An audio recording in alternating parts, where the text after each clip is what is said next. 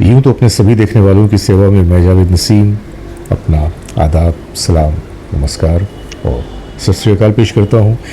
लेकिन दोस्तों, आज का ये वीडियो ख़ास तौर से हमारे कुछ मेहरबानों के नाम है। बहुत ही छोटा सा वीडियो है, लेकिन आप लोग इसे देखिएगा ज़रूर। मैंने हमेशा इस बात की कोशिश की है कि मैं आप लोगों के सामने जो भी कंटेंट लेकर आऊँ, हाँ वो किसी से भी वाबस्ता हो, हमेशा ऑथेंटिक हो, जेन्युइन हो। और मेरे वीडियोस की ऑथेंटिसिटी की खुद मोहम्मद रफ़ी साहब के घर वाले वो भी एतराफ़ करते हैं। लेकिन इसके बावजूद हमारे कुछ ऐसे मेहरबान हैं जो मेरे किसी न किसी वीडियो पे बड़ी अजीब तरह की कमेंट करते हैं और मेरी समझ में नहीं आता कि इतने पढ़े लिखे लोग होकर भी इतने सतही तौर से किसी भी चीज़ को क्यों देखते हैं और क्यों कमेंट करने में इतनी जल्दी करते हैं। अभी 13-14 दिनों पहले की बात है कि मैंने ख़याम साहब के हवाले से एक वीडियो डाला था कि जब रफ़ी साहब ने ख़याम साहब से मुलाकात की, उन्हें अपने घर पे दावत दिया था और ये कहा था कि मैं चाहता हूँ कि मेरे अंदर अभी भी कुछ ऐसे अंसर हैं जो मैं चाहता हूँ कि आप इससे बाहर निकालें। गायकी के हवाले से ये बात थी और ख़याम साहब ने कहा था कि फिर उसकी शर्त है मेरी कि आपको 2 महीने कंप्लीट मुझे देना पड़ेगा। ये वीडियो आप लोग देख चुके हैं। इस वीडियो पे हमारे बहुत सारे लोगों ने बड़ी तारीफ़ें की और बहुत पज़िराई की, लेकिन साथ ही साथ हमारे एक साहब हैं इकबाल अहमद 604, इन्होंने लिखा है कि आप मोहम्मद रफ़ी साहब की जिस तरह की ट्रेनिंग की बात ख़याम साहब के साथ कर रहे हैं, एक और साहब ने एक और उसी तरह की बात किसी और यूट्यूबर के साथ एस.टी. बर्मन के अंडर ट्रेनिंग की बात की है। कौन सही है? तो मैं इकबाल साहब आपसे ये अर्ज़ करना चाहूँगा कि आपने ये क्यों सोच लिया कि रफ़ी साहब की ट्रेनिंग सिर्फ़ एक शख्स ने किया था और वो ख़याम साहब थे? ऐसा बिल्कुल नहीं है।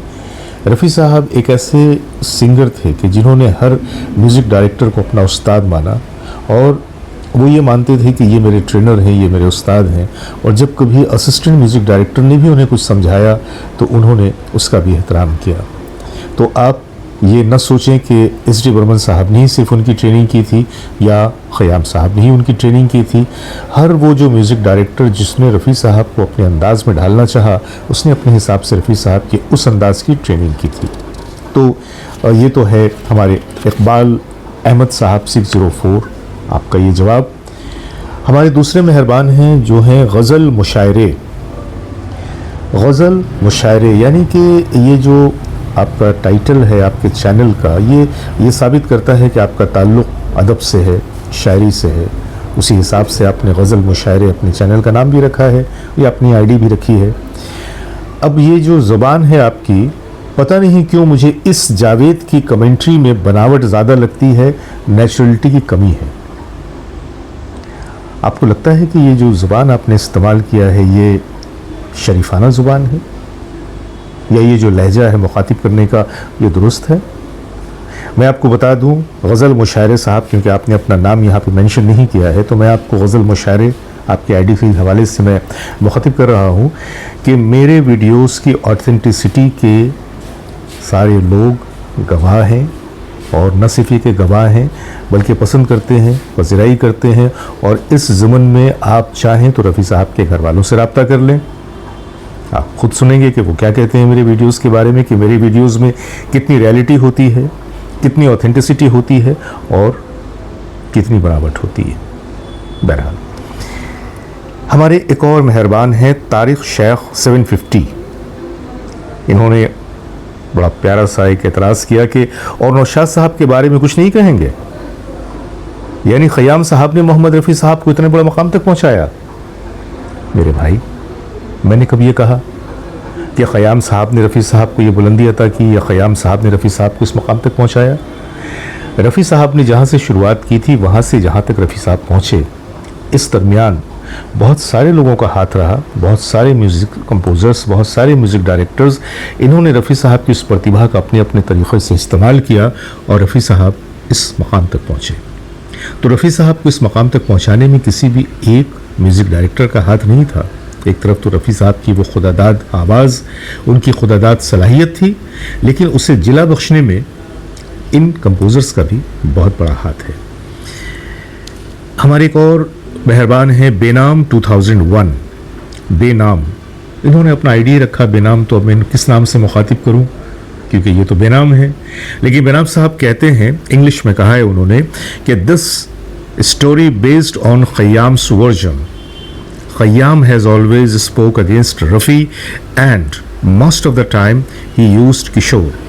भाई अगर उन्होंने रफ़ी साहब के बारे में कभी कुछ अटपटा कहा होगा तो ये उनकी अपनी ज़ाती बात है, और अगर उन्होंने किशोर साहब को इस्तेमाल किया तो ये उनका अपना फ़ैसला था। इसमें हम और आप एतराज़ करने का कोई हक़ नहीं रखते। बैकैफ आगे वो लिखते हैं कि I am very much disappointed with this incomplete biased story.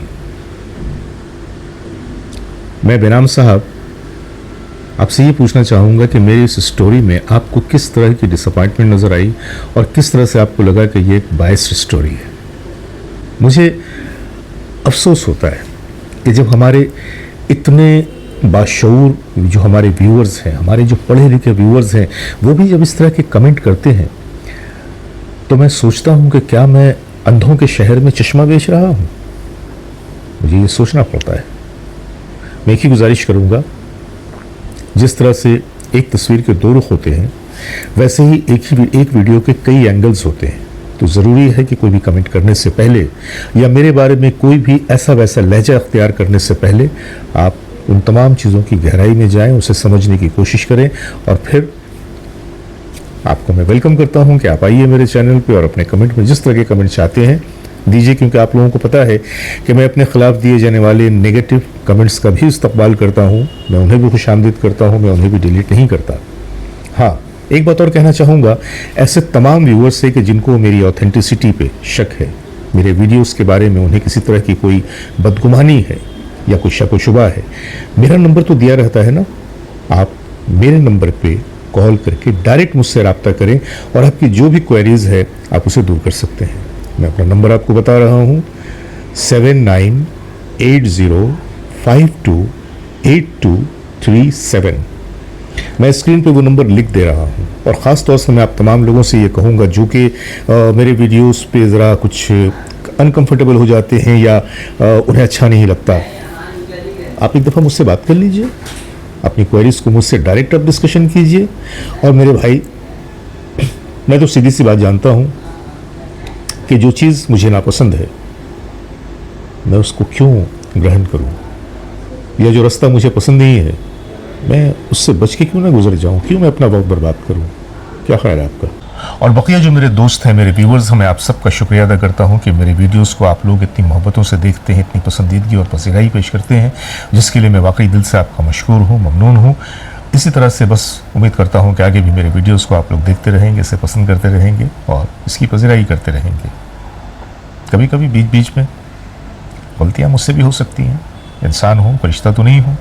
तो ऐसी हालत में जबकि मैं कोई गलती करूँ तो बजाय आप लोग अपने मैार से गिरने के बजाय मुझे राह दिखा दिया कीजिए, मुझे बता दिया कीजिए कि जावेद साहब यहाँ पे ये चीज़ ऐसी नहीं ऐसे है।